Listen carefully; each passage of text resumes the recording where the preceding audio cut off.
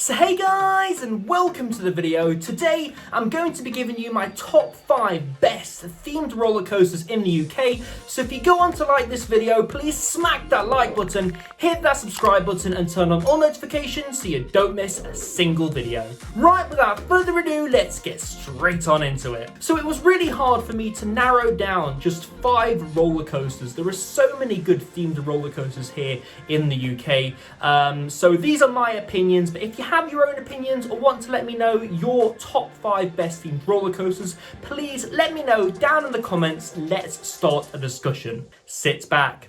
It's fright time. That's right, and my number 5 spot today, we have Nemesis. This is a B&M inverted roller coaster opening in 1994. Unearthed by Fanax operatives after thousands of years of being buried deep underground, the Nemesis creature went berserk. Fanax operatives then had to tie the creature down with steel, and that steel is the track which you're riding on Nemesis. I love the story of Nemesis. It has such a great backstory, and that just continues into the theme of the roller coaster itself. So I really like the station building for Nemesis. The Nemesis station building is actually themed to the Nemesis creature in the story. I love how as you exit the station to go up the lift hill, the actual exit to the station itself is themed to the Nemesis creature mouth. I love the eyes that come off of the top of the station, which actually offers a great near miss for that 0G roll.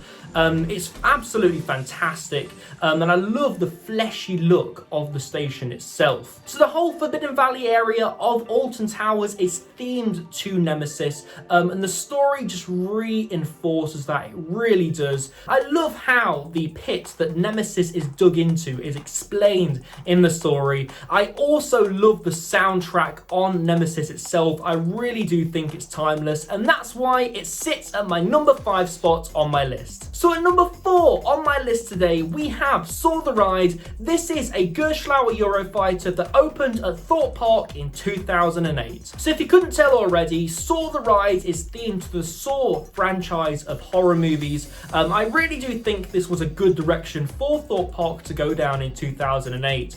I love the station building for this roller coaster. I only think that Soar the Ride could have pulled a warehouse off as its station building.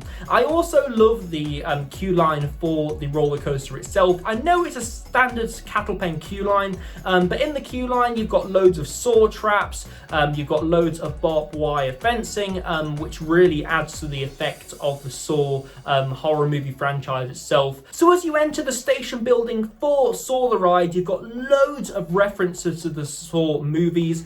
You've got the shotguns which appear in the first Saw movie going off over your head. Don't worry, they're not actual real shotguns, they're just blasts of air that go off to give you a bit of a jump scare. You've also got Jigsaw plastered everywhere on screens explaining the ride story to you. I love how they did this, and I love how they didn't cheap out on any of it as well. It really does fit into the franchise really nicely. So that's why Saw the Ride sits at my number 4 spot today. So at my number 3 spot today, we have the Swarm at Thorpe Park. This is a B&M wing coaster opening in 2012. So the Swarm is themed to the Swarm creature, a creature that came down to Earth and caused the apocalypse. Swarm Island, which the Swarm roller coaster sits on, is themed perfectly. It really is. I love how they used real vehicles to their advantage around the Swarm Island.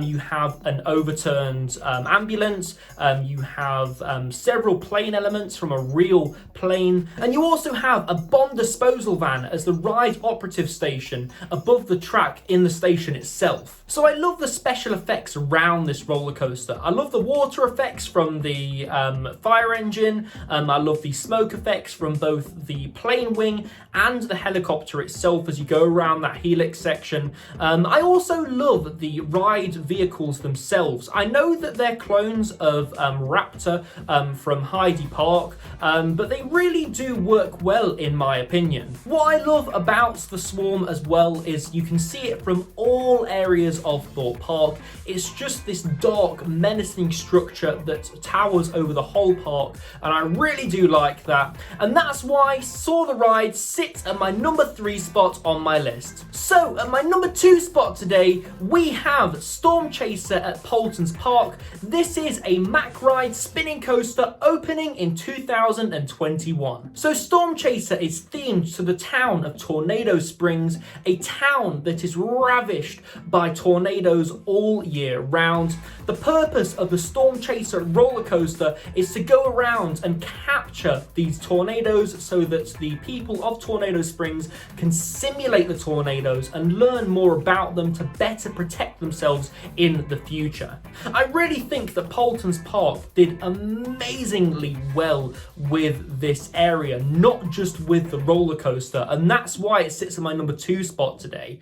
If you look around the area itself, no matter how many times you look around the same part of the same area, you will always find something new to look at. There are so many theming items in this area, it's ridiculous. So some of my favourite theming elements on Storm Chaser have got to be that pool of fake water as you're going around the helix sections on the Storm Chaser roller coaster itself. I love how well they did the rock work for that helix section, and I love how they did the rock work in general for the area. It's all so well done. Also, what I love about the Storm Chaser roller coaster is it's not just the area which is themed, it's also the support structures. So if you look at the bottom of the support structures for the Storm Chaser roller coaster itself, you've not just got blank footers, they've actually covered those with wooden boxes and bits of rock work.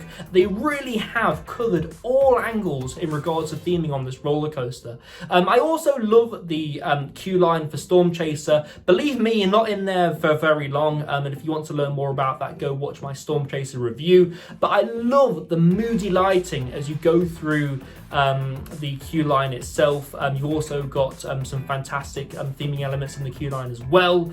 It really is a package roller coaster in regards to theming, and that's why Storm Chaser sits at my number 2 spot on my list. So at number 1 on my list today, we have the Wicker Man at Alton Towers. This is a GCI wooden roller coaster opening in 2018. So the Wicker Man is themed to the Bjornen. The Bjornen are an ancient people that believe that giving sacrifices to the Wicker Man pleases the Wicker Man, in turn giving them eternal well-being. I really do love the story on Wicker Man. I think it's absolutely fantastic, and it's one of my favourite stories on a roller coaster in general, second to the Smiler actually, which is my favourite. I really do think that Alton Towers did a fantastic job with theming on Wicker Man. They even created their own runic language for the Wicker Man roller coaster to help promote the roller coaster before it opened, and also to put cryptic messages in the queue line and around the roller coaster itself. Also on Wicker Man, you have the 80-foot Wicker Man structure, also known as Big Bob, that you come in and out of multiple times during the ride experience. There are flame effects that come from the Wicker Man structure itself, adding that extra layer of immersion to this roller coaster. Not to mention that the station is a masterclass in theming, it really is. Before you enter the pre-show for this roller coaster, there are theming elements on the walls, on the roof, and there are also really strong smelling smell pods. So I love the pre-show for the Wicker Man. It's the reason that it's my number 1 spot today on my list. I love the story that's told in the pre-show itself. I love the projection mapping, and those smell pods are just intensified. It really does bring together all that anticipation that's been built up in the queue line to a climactic level before you get on the ride itself. Obviously as well, you've got that soundtrack that's been done by Imascore. It's a really good soundtrack from them and complements the theming of the ride really, really nicely. The theming is just done so well on Wicker Man, and that's why it sits at my #1 spot for the best themed roller coaster in the UK. So guys, that has been my top 5 best themed roller coasters in the UK. I'm really interested to hear what your top 5 best themed roller coasters are here in the UK. So if you do have your own list, please let me know down in the comments. Like I said at the start of the video, let's start a discussion. So as always guys, if you have liked the video, please smack that like button, hit that subscribe button and turn on all notifications so you don't miss a single video. I've been Ryan from iCoaster, and I shall see you in the next video. Goodbye.